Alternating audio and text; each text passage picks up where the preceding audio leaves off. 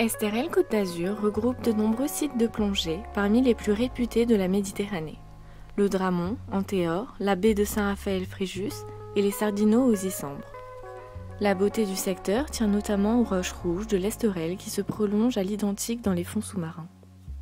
Pour son riche passé historique, Esterel Côte d'Azur est qualifié de berceau de la plongée sous-marine en France. Dès 1935, d'illustres Parisiens sont venus tremper leurs palmes dans cette eau méditerranéenne, parmi lesquels je citerai le commandant Taillez, le commandant Cousteau, tous ces gens qui ont créé une petite congrégation qu'on appelait à l'époque les Mousquemers.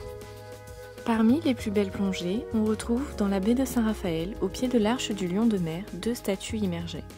La première qui est la Vierge, qui est une statue en bronze, une des plus belles plongées de Méditerranée. Et la deuxième statue, c'est une sirène allongée sur un lit de sable.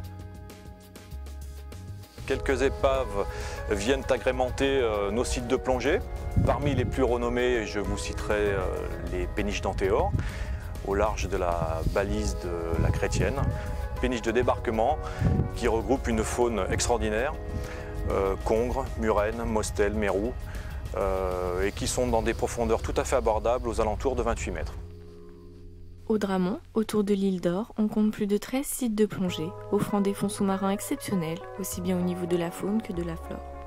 Dans la flore subaquatique, on retrouve également tout un herbier de Posidonie dans lequel viennent brouter les saupes, des poissons magnifiques aux reflets argentés et aux rayures dorées. Ces sites de plongée sont des espaces protégés, regroupant des espèces diversifiées.